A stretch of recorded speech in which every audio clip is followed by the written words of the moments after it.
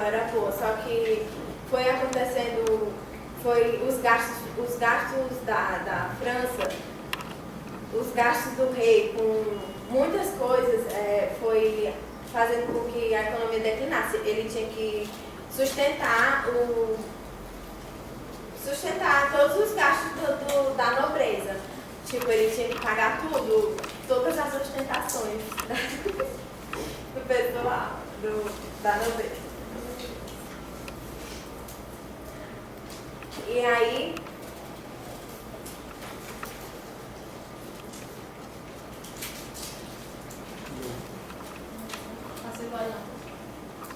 não, deixa.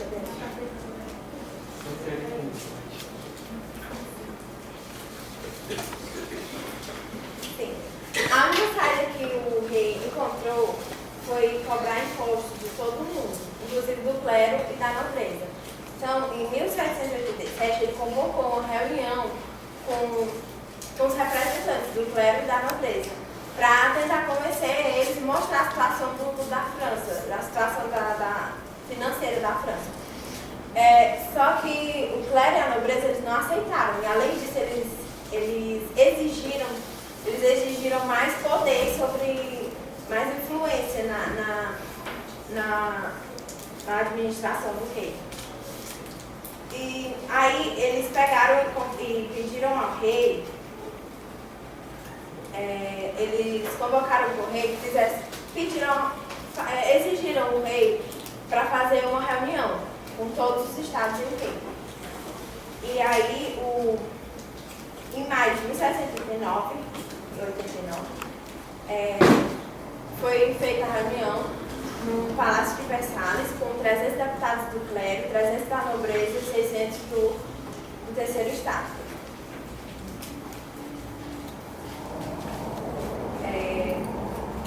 Eles queriam, o clero e a nobreza queriam que o voto deles fosse por estado, porque assim eles poderiam vencer.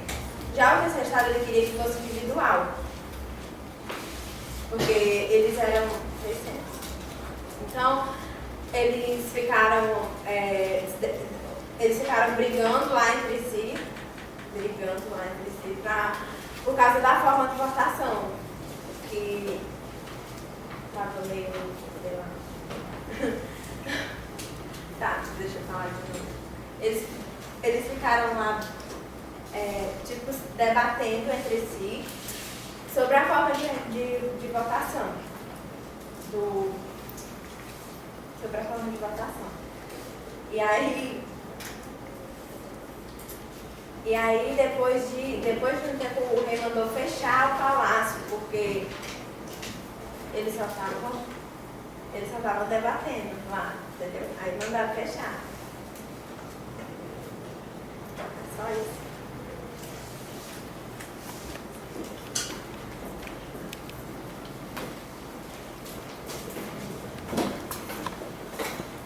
Bom, galera, como vocês viram, o clima de tensão.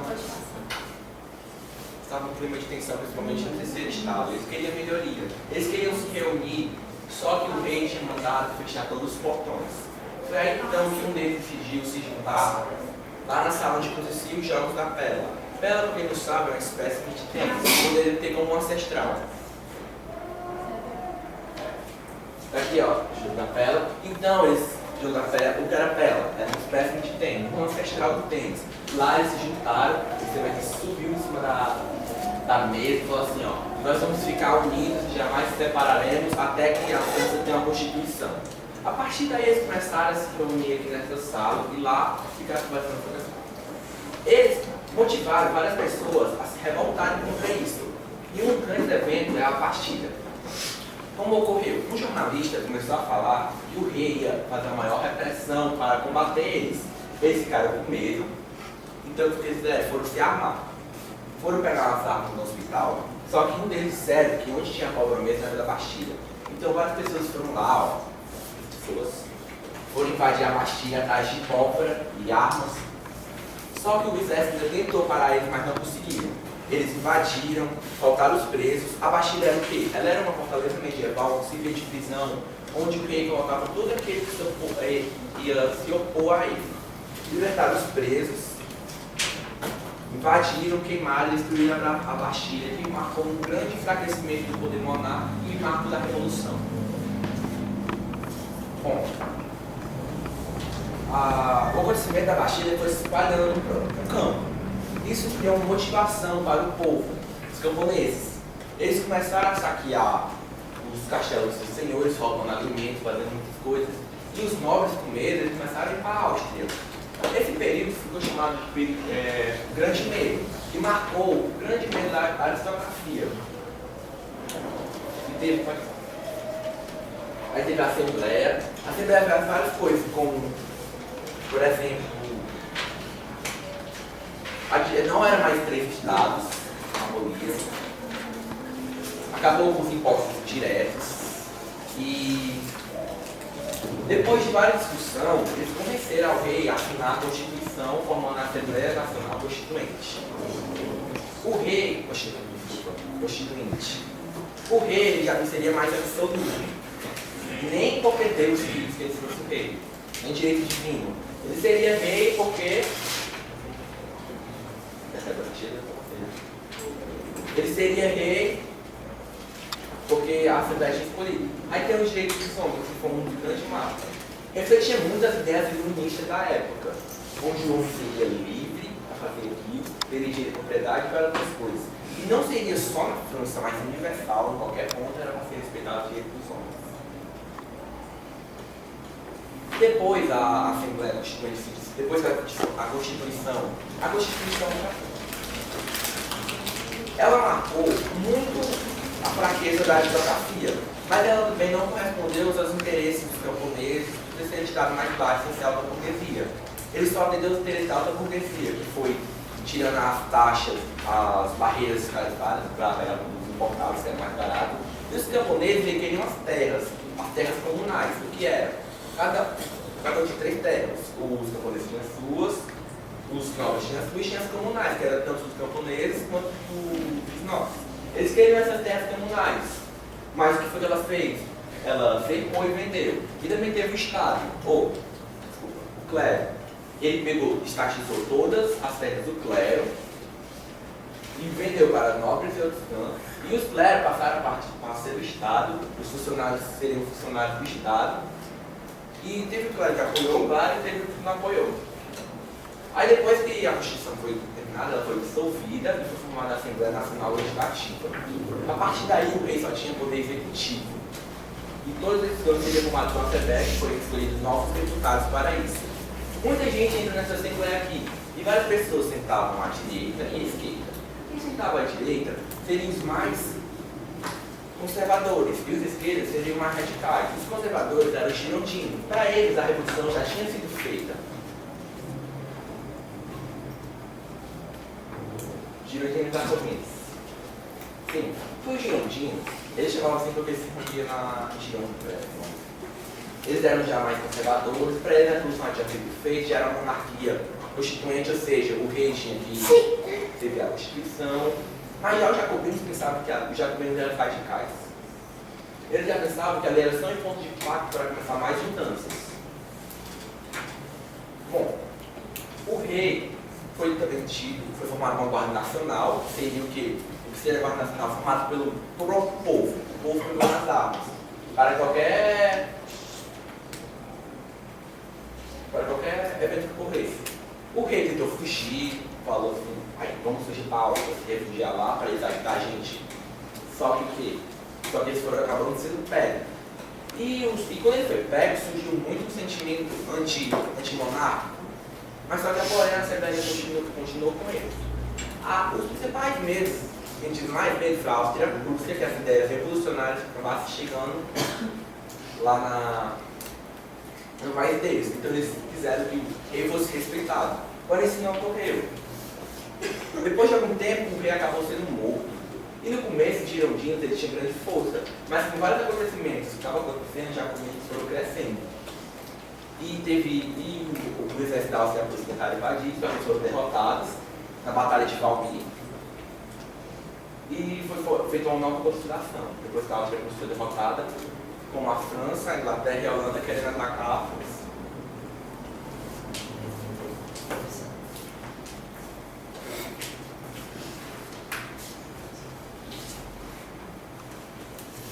Bom, gente, fiquei responsável por falar sobre o termo jacobino, mas antes de falar sobre o termo jacobino, eu queria se alguém poderia me falar qual é a mensagem que essa imagem tenta passar para você. O homem que tem na cabeça que outra pessoa. Bem abaixo. É gigante. Bom, essa imagem foi interpretada por um cara chamado Pierre de Clunier, que ele falou durante a Convenção Francesa, onde os jacobinos estavam no poder da Convenção, onde ele falou que Saturno devora um de seus filhos, onde Saturno era o governo e dos seus filhos era o povo, ou seja, o governo estava destruindo o povo, estava destruindo a população. O que é que eu quero dizer com isso? Quero dizer que na época que ele estava falando que na época que os jacobinos estavam no poder, estavam destruindo o povo e acabando com a nação. Mas para entender melhor assim, como começou o termo jacobino foi assim. O ponto inicial foi quando começou a ter grandes ameaças internas e externas, certo? E onde o Girondino estava no poder da convenção. Aí começou a ter grandes... Deixa eu ver. Se eu não parei de memória. Girondino começou a ter grande convenção. Deixa eu voltar aqui.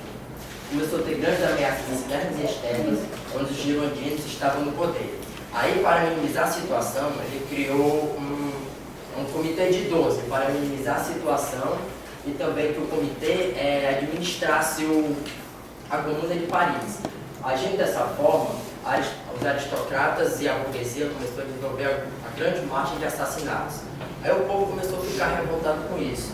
Aí começou a cercar a convenção para tentar derrubar a bancada girondina, que tanto ele nesse sentido consegue e os jacobinos entram no poder. Aí, para minimizar toda a situação, eles criam o Comitê da Salvação Pública. E foi esse comitê com o poder executivo para que eles pudessem, o foco principal era acabar com as invasões e as rebeliões, e também para minimizar a sua economia, confiscar seus alimentos, e também referente aos homens em relação ao exército, para dar mais apoio. E nesse mesmo auge, pode passar por favor, veio a Constituição. Ou seja, já que os girondinos já criaram a Constituição, também vamos criar. Essa Constituição foi, para eles, foi uma auge assim, mais democrática, onde ela recitava que somente homens podiam votar, ou seja, estava acabando com o voto censitário. Aí eles também, nessa declaração, recitavam também acabando com os escravos em suas colônias e beneficiando os camponeses e criação de escolas públicas. Eles tiveram várias ideias diante do povo, certo? Mas nem todo mundo estava gostando dessas ideias. Aí eles temendo que o povo não gostasse das ideias que eles estavam tendo, aí eles criaram um tribunal revolucionário. O que foi esse tribunal? Onde aqueles que fossem contra as ideias dos jacobinos seriam condenados à morte, ou seja, guilhotinados. Muitas pessoas morreram diante desse terror. Um que eu posso destacar bastante foi o químico Lavoisier, que morreu nesse período.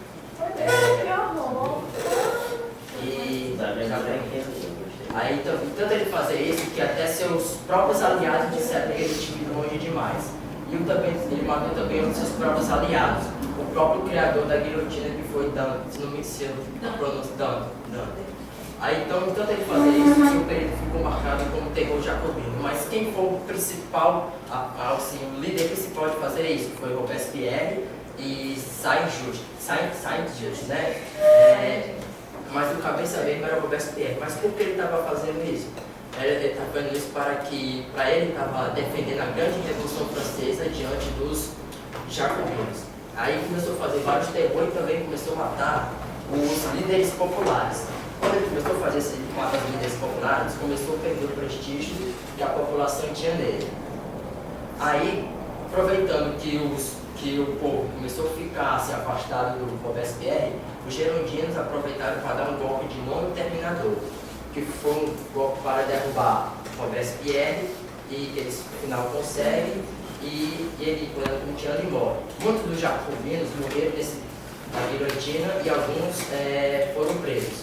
Aí, de tanto eu ver assim, pesquisas referentes sobre terror jacobino, que eu achei assim, as partes muito importantes, as características bastante interessantes sobre o Robespierre, porque ele foi considerado um dos marcos mais importantes da história, entre os três, entre primeiro vem Jesus Cristo, depois Napoleão Bonaparte e por último Robespierre.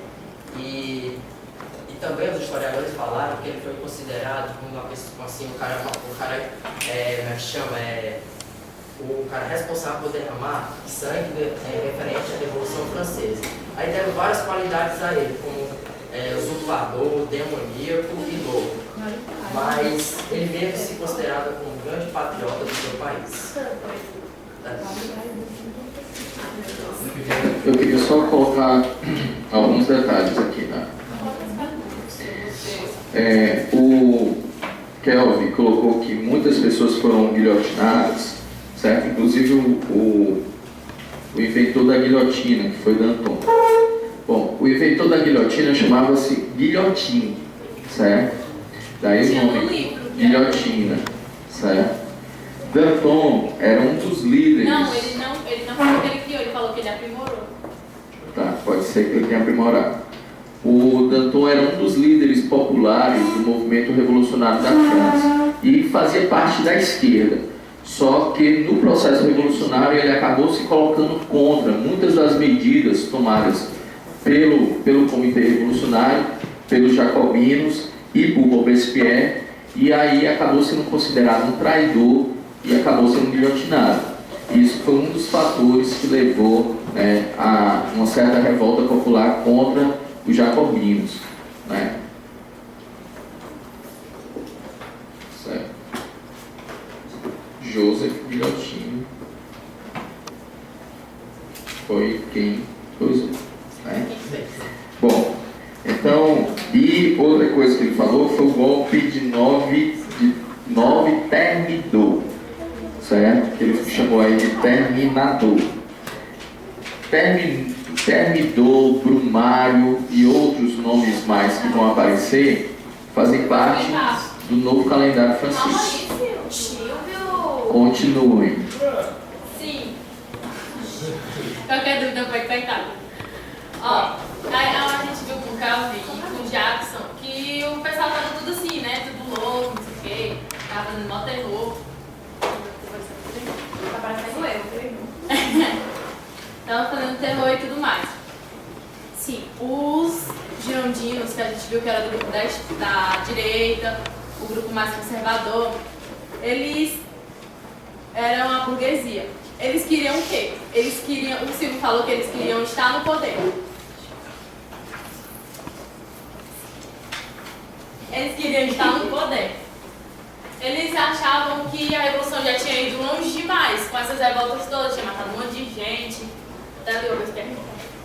Tinha matado um monte de gente, já tinha ido longe demais e eles deviam parar com isso. Então eles aproveitaram da situação que o Robespierre morreu, que eles estavam enfraquecidos, para eles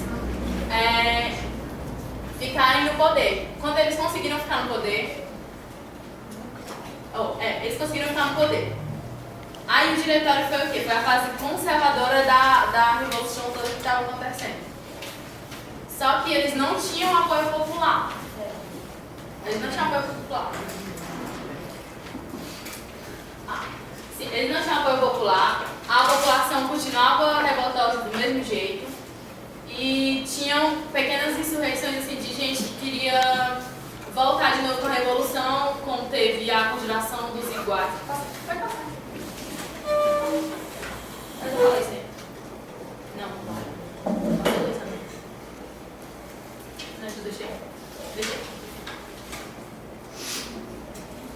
Assim como a continuação dos iguais que foi liberada por Graco Babel, que ele queria voltar com as medidas que tinham sido aplicadas na Revolução quando estavam os jacobinos no poder, que era a igualdade social, a lei do máximo. Tinha a lei do máximo. O que é a lei do máximo?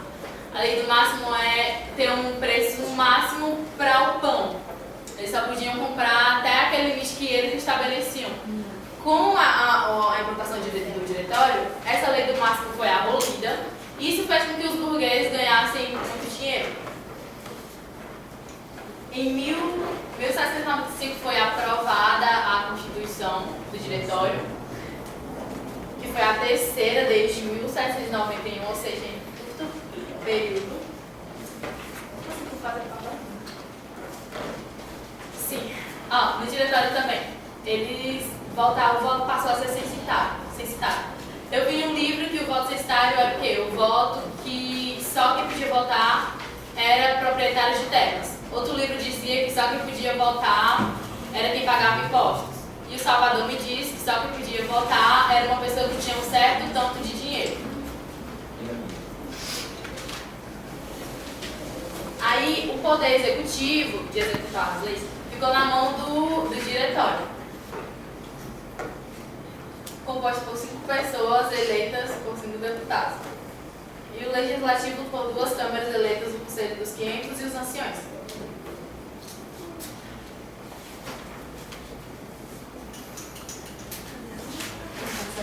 Pera, não tô calma. Não, ó, a gente viu que não estava terror, mesmo com a fase do diretório, eles não conseguiram parar muitas das coisas ruins que estavam acontecendo, como a crise e as insurreições. Então, eles começaram a precisar mais do exército. Os países, gente, que estavam vendo de fora, via o país desse jeito aí, eles queriam atacar mesmo para pegar o terreno para eles. Então, estava tendo muita coisa. Então, o pessoal do diretório começou a precisar do exército. E aí eles começaram a ficar muito próximos do exército. E daí veio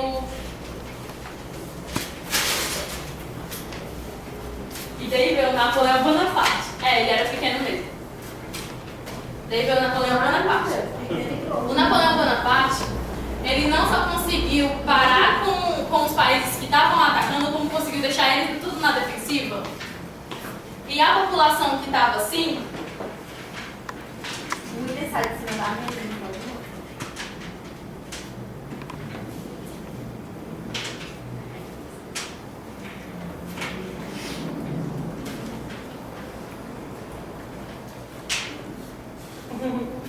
tudo organizado. E atrás dele, ele era tipo o foda. E ele sabia disso. Eu sei. Não é. Daí ele instaurou. Ele fez o golpe. Tem golpe de 18 Brumário. Sim, tá aqui o golpe de 18 Brumário, foi o período napoleônico. A consolidação da Revolução. O Napoleão ele fez o quê? Eu falei, Silvio, que é golpe de 18 Brumário. Eu dar o golpe e eu ser preso. Então, não sei se me disse, mas é assim. O golpe de 18 Brumário, o Napoleão ele foi e dissolveu o diretório. Lembrando que a burguesia estava do lado dele. Só que ele sabia que precisava de alguém para poder botar ordem naquilo. Alguém que fosse. Alguém que fosse o, sei lá, o herói, o patriota que gostasse do seu país, que não sei o que, várias qualidades. E eles viram isso em Napoleão. Daí Napoleão, ele dissolveu o diretório, instaurou o consulado, no qual ele tinha 2 cônsules, no qual ele era o mais influente. Depois, Napoleão, ele dissolveu o consulado, ou ele tirou esses cônsules aqui e se coroou como imperador.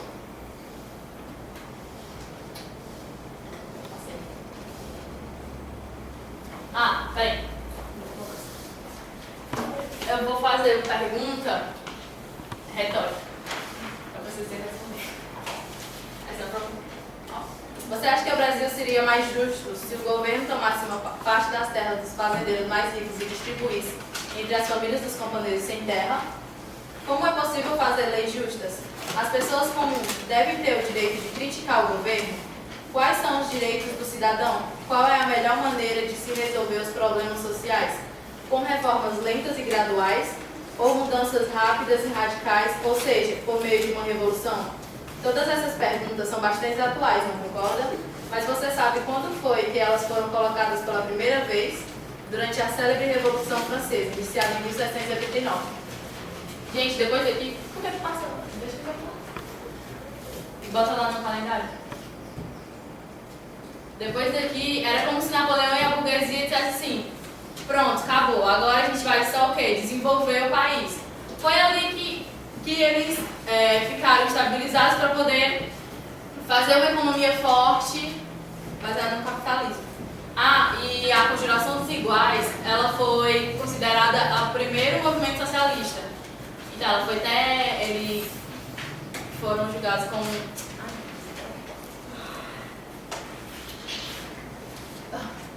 Sim. Eles. Foi considerado um movimento socialista, no qual depois que eles foram julgados como conspiradores e todos eles foram guilhotinados. Vou falar do calendário. Quando o Robespierre estava na liderança lá dos jacobinos, ele falou que ali, a partir da Revolução, começava um novo ano. Então ele instaurou um novo calendário, que era baseado na agricultura, no qual tinha isso aqui, né? Aí tá aqui, o golpe do 18 de maio foi porque foi no mês das Brunas, dia 9 de novembro. Aí eu acho que não precisa isso aqui, não vai servir de nada. Aí pode botar a revolução para mais aqui.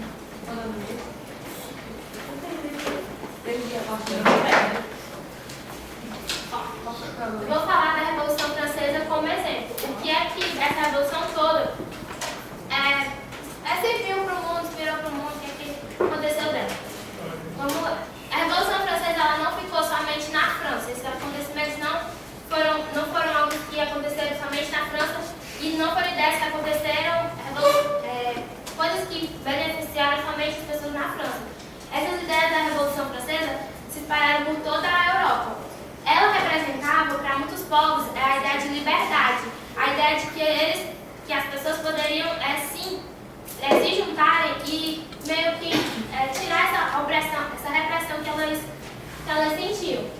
Ao mesmo tempo que influenciava a expansão francesa, ela também disseminava as ideias iluministas pelo resto da Europa. Aí, ela é considerada um grande modelo de revolução, de outras revoluções, pelo legado que ela deixou. Aí, ela era um modelo de rebeldia. Como as pessoas se juntaram, tipo, quem derrubou a Bastilha, quem fez essas coisas, foi muito a parte do povo revoltado contra o que eles estavam sentindo pela aristocracia. Tipo, vale dizer que teve um papel muito influente, muito importante, aliás, a burguesia. Embora a burguesia estivesse com o povo e com o povo fizesse parte do terceiro estado, quando a burguesia conseguiu tirar todos esses privilégios da aristocracia e tudo, ela atendeu muitos desejos dela e deixou um pouco de lado os desejos do povo. Mas não pode deixar de dizer que também foi uma coisa conseguida pelo povo. E a Revolução trouxe muitos marcos, muitos exemplos para ela. Um dos partidos era o Partido Jacobino.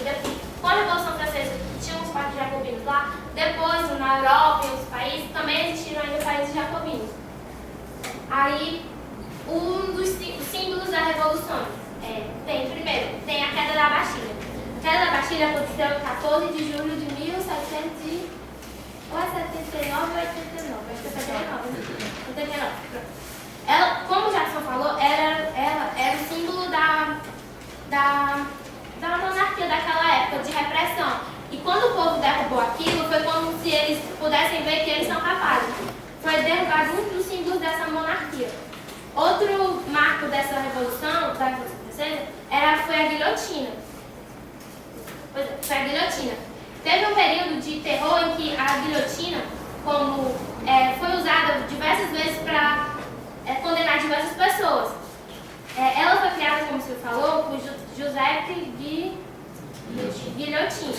Pois é, não foi criada por ele, foi aperfeiçoada, porque tem registros que ela já existia antes. Pois é, ele aperfeiçoou ela para usar na Revolução Francesa, por quê? Antes do pessoal da burguesia chegar lá e o povo conseguir isso, antes as pessoas eram julgadas de forma diferente. Tipo, quem era da nobreza e fazia alguma coisa errada era julgado de uma forma. Quem era do povo era julgado de outra forma. E uma das coisas que a Revolução queria era a liberdade, igualdade e fraternidade.